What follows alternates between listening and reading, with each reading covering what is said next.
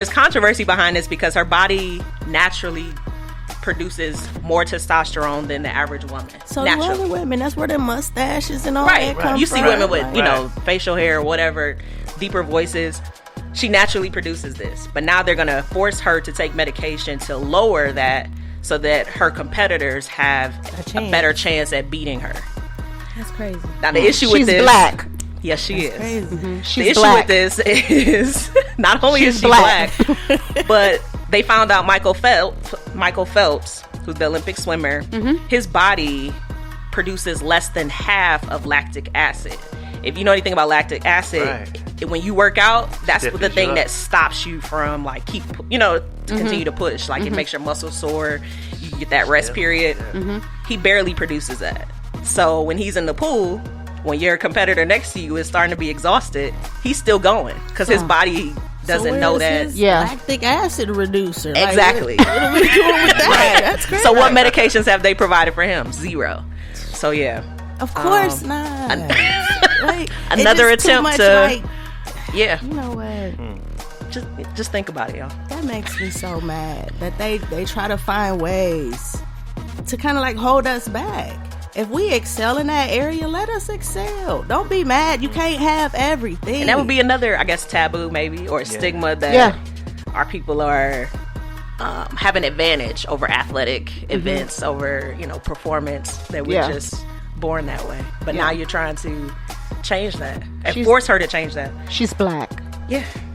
It's another way. It's not now. This is just another way that they trying to change. Because remember back in the day, they tried to say the same thing. Well, say that Venus and Serena were taking performance enhancers. Yeah, it's just they were trying to get FloJo on the same thing. I mean, Marion Jones, she was taking performance enhancers, but she was. But I mean, it's ridiculous. Yeah. But anyway, we still winning. Miss USA, Miss Teen USA, and Miss America are all beautiful black women. This week they've all won those titles. Congrats to all of them. If y'all haven't checked out the pictures, check them out. They are. Let me go look at that now. They are stunning, and I mean they're all professionals. I think Miss USA is a lawyer. The rest, I want to say Miss Teen USA. She's aspiring to be working in the community and doing those different things, helping. She's about to become somebody's wife. Nice. Probably Orlando. Nobody's a porn star or a stripper. No. These are all professional black women doing their thing. But Black in the White House. So that's all I got. Y'all have been listening to What's the Drip? Good stuff. Very good. Yeah. Good stuff. That was good stuff. It was. So let's dive into the conversation. Let's go. So, we're talking about taboo conversations. What is that? What do we? I was thinking this weekend. I said, what is taboo? What does it really mean? And it's basically just talking about stuff that makes other people uncomfortable. Mm-hmm. So, if you think of it from that lens, if I say good morning, Jolita, you know what? That makes me uncomfortable. That makes me very uncomfortable. Does everyone know why that makes you uncomfortable? Huh? Does everyone know why that makes you uncomfortable? No, and I wish not to discuss. We'll leave that alone. Now everybody wants to know why it's so special when I say, good morning, Jolita. How you doing? Is she listening? Because my mom is old enough to be your mother, and when you say her name like that, it just freaks me out. I know, that's so great. It's so funny. I love to do it. He pushes my button. Her and Dre, they be like, no, I'm cool. You cool? Because you gonna look at my mama.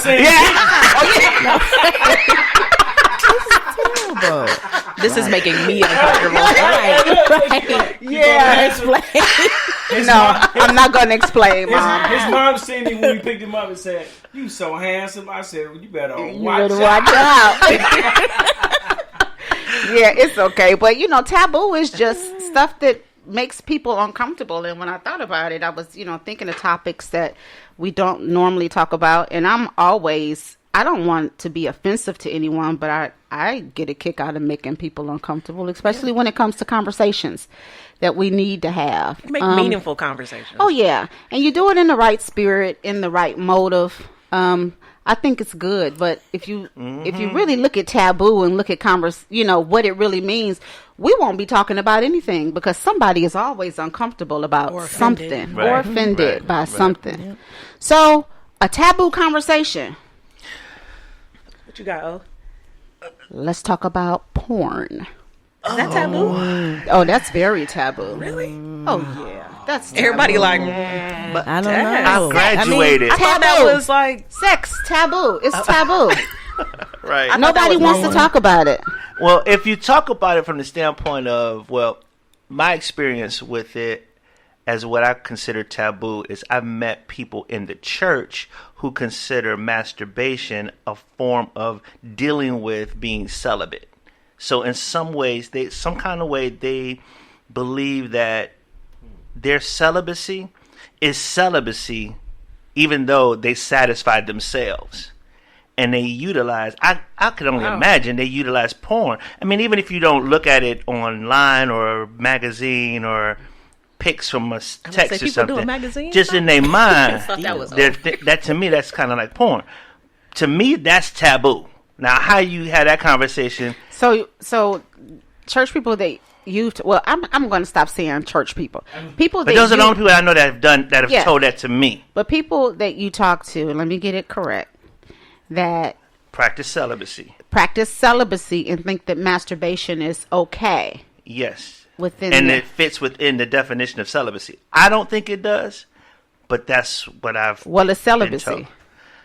Nothing, man. Go make a basket or something. Take an art class. Go to the gym, work out, get that energy up. To make a basket. No, I mean, because some people think that being celibate means not having actual intercourse. So if they think of it like that, then masturbation would be okay. It is intercourse. It's intercourse with yourself.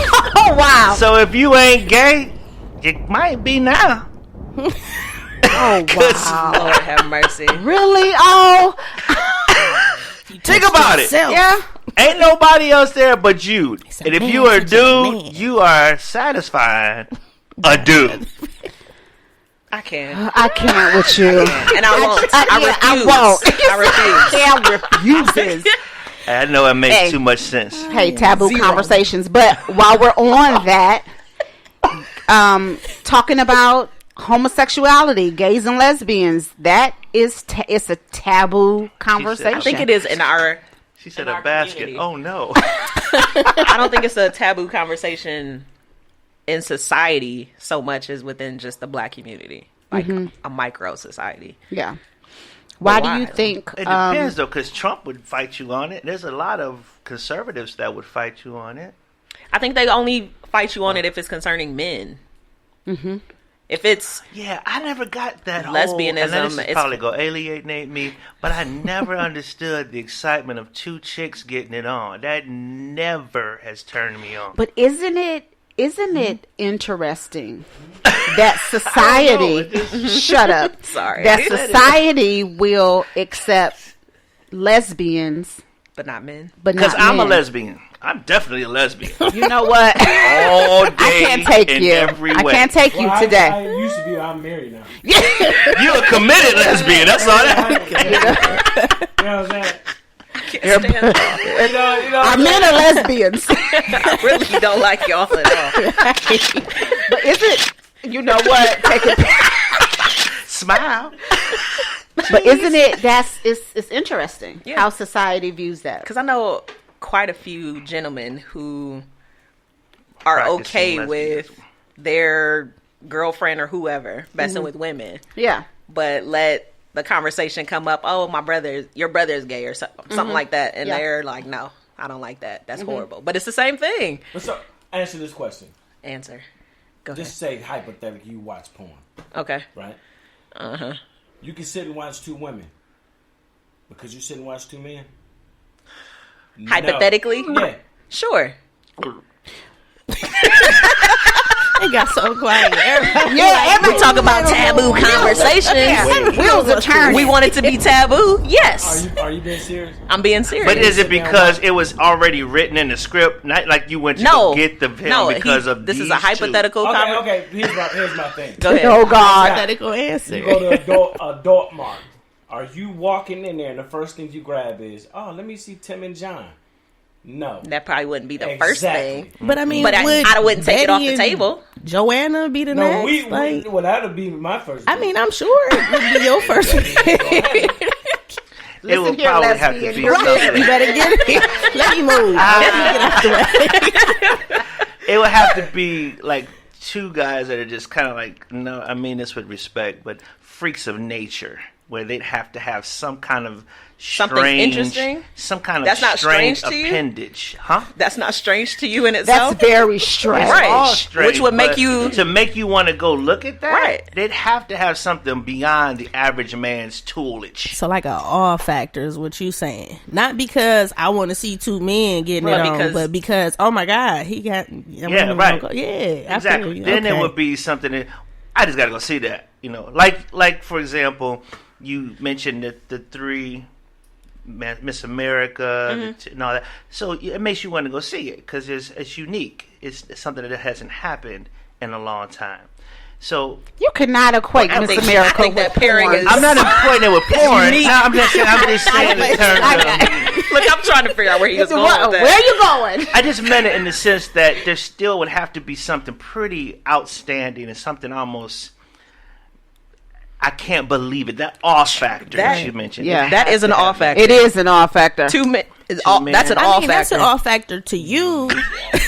But two men that are in that way, that's not an awe factor to them. That's not good. If you see somebody get their hand slammed in the door, you cringe, right?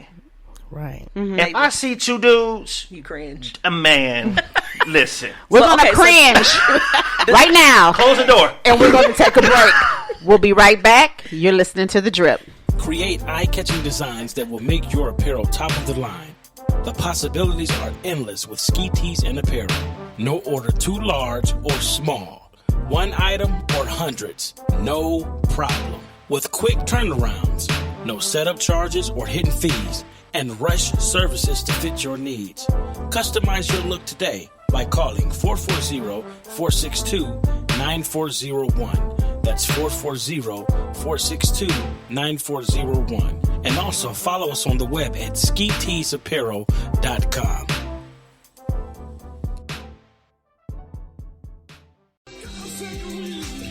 What's up, y'all? Your boy, I'm back again. Hey, it's your girl Nick, and you're listening to the new single of Montreal Derrick, Through It All. Available on all digital platforms. Go and download your copy today.